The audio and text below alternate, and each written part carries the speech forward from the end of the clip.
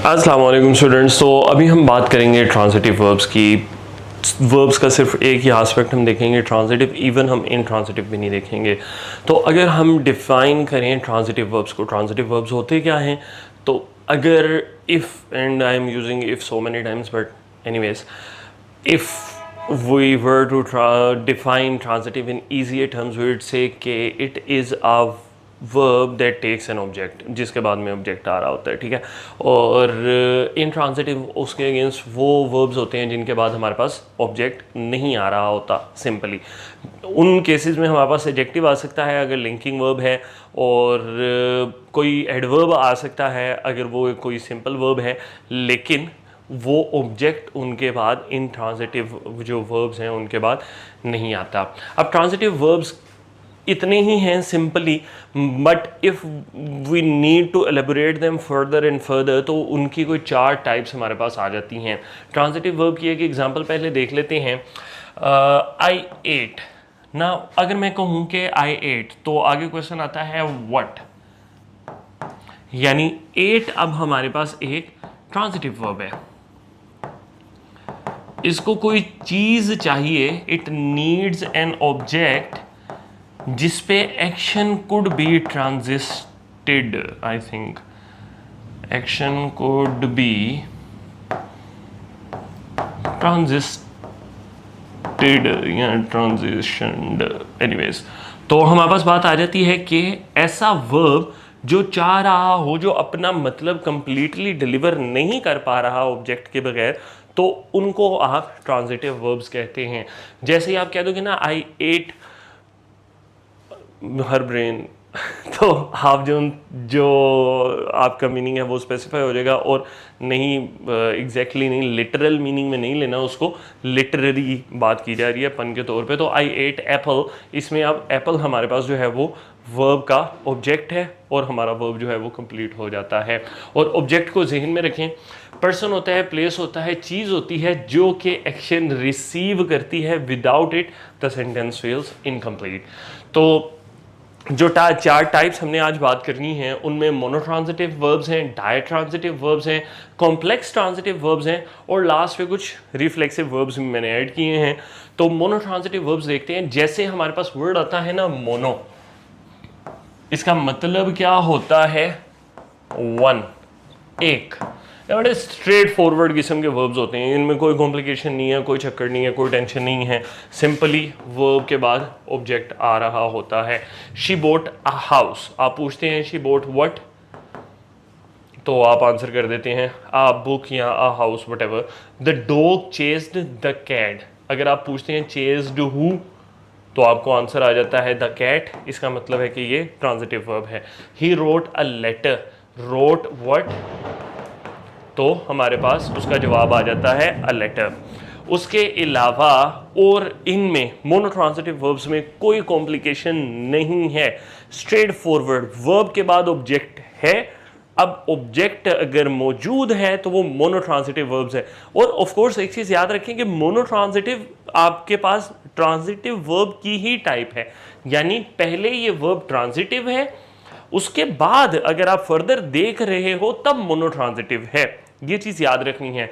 अब अगर ऐसा कोई एमसीक्यू आपको आ जाए, उसमें आपके पास 2 ऑप्शंस हों, ट्रांजिटिव और मोनोट्रांजिटिव, अब इस केस में हमारे पास जो बेहतर ऑप्शन है वो मोनोट्रांजिटिव है। जो मोस्ट स्पेसिफिक ऑप्शन है ना, उसको आपने सेलेक्ट करना है।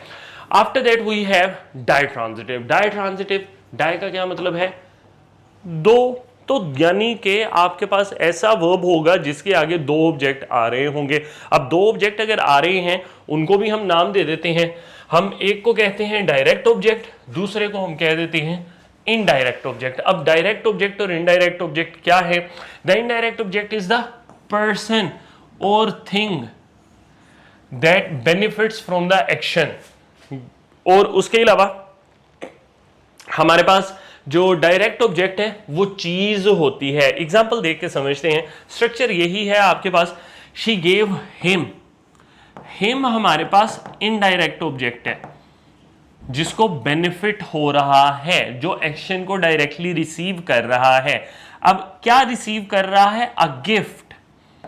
गिफ्ट हमारे पास डायरेक्ट ऑब्जेक्ट है। अब देख लो इस वर्ब के आगे दो ऑब्जेक्ट्स हैं और अभी हमने बात कही थी अगर वर्ब के आगे दो ऑब्जेक्ट्स होंगे तो ये ट्रांजिटिव वर्ब तो है, बट कौन सा ट्रांजिटिव वर्ब है? डाई ट्रांजिटिव वर्ब है। उसके अलावा माय फादर बोट मी, मुझे नहीं खरीदा उन्होंने, यानी कि मेरे लिए खरीदा, अ न्यू लैपटॉप। लैपटॉप आपका आ गया डायरेक्ट ऑब्जेक्ट और आपके पास मी आ गया इनडायरेक्ट ऑब्जेक्ट। आप इन अ नटशेल कह सकते हैं कि the living beings are the indirect objects, in a nutshell, समझने के लिए, रट्टे के लिए। The teacher told the students a story, मेरे जैसा टीचर होगा।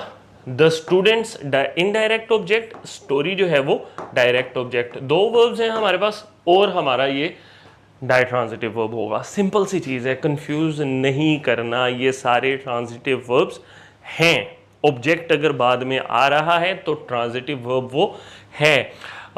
एक ऑब्जेक्ट है मोनोट्रांजिटिव है, दो ऑब्जेक्ट्स हैं डाई ट्रांजिटिव है। ह्यूमन बींग्स हैं, एनिमल्स हैं, लिविंग बींग्स हैं, वो आपके डायरेक्ट ऑब्जेक्ट नहीं बल्कि इनडायरेक्ट ऑब्जेक्ट हैं। और अगर उसके अलावा कोई चीज़ है, समथिंग है, तो वो आपके पास डायरेक्ट ऑब्जेक्ट है। क्योंकि हम इसकी प्लेसमेंट भी चेंज कर सकते हैं, फ़र्क ये आएगा, she gave a gift to him, फिर वो प्रेपोजिशन ऐड हो जाएगी अंदर, तो उसको सिंप्लीफाई करने के लिए ये हमारे पास बेस्ट स्ट्रक्चर आता है। ठीक है, उसके अलावा कॉम्प्लेक्स ट्रांजिटिव, ये इंपॉर्टेंट है, ये थोड़ा सा ज़रा डिफरेंट पर्सपेक्टिव से बात करते हैं। कॉम्प्लेक्स ट्रांजिटिव में होता क्या है कि वर्ब के बाद एक आपका ऑब्जेक्ट है, अब इस ऑब्जेक्ट के बाद एक और वर्ड होता है जिसको आप कहते हो कॉम्प्लीमेंट। अब कॉम्प्लीमेंट कर क्या रहा है? जो कि डिस्क्राइब कर रहा होता है डायरेक्ट ऑब्जेक्ट को। ठीक है, जो डिस्क्राइब कर रहा है डायरेक्ट ऑब्जेक्ट को, इसका आपके वर्ब से ताल्लुक नहीं है। It is related, connected to the object, it is telling us something about the object. Now they painted their house.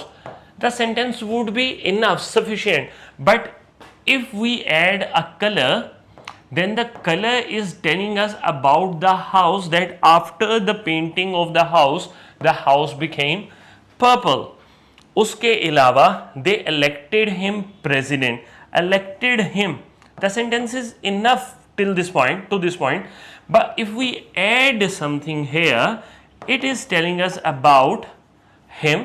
Object के बारे में अगर आपको कुछ बता रहा है, then this verb will be complex transitive verb. Look at another example here, the news made him sad. अब अगर आप इस सेंटेंस को देखो तो सेंस पूरी डिलीवर नहीं हो रही। The news did not make him, the news made him what? Sad.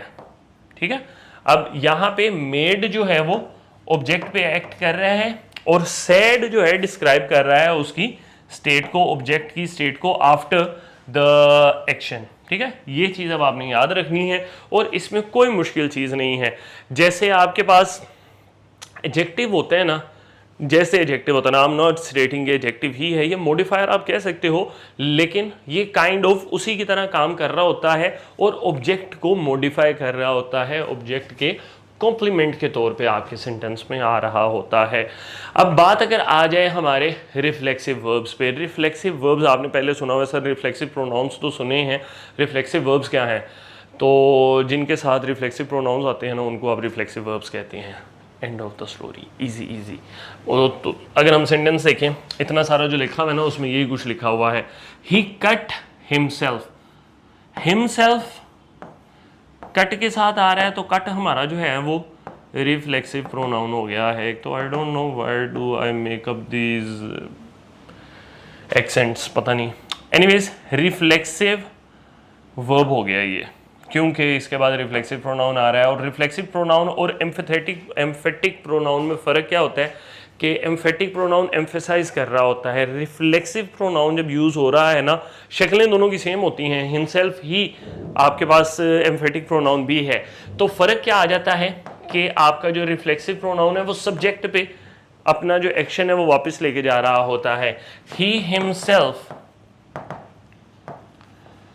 cut the veggies,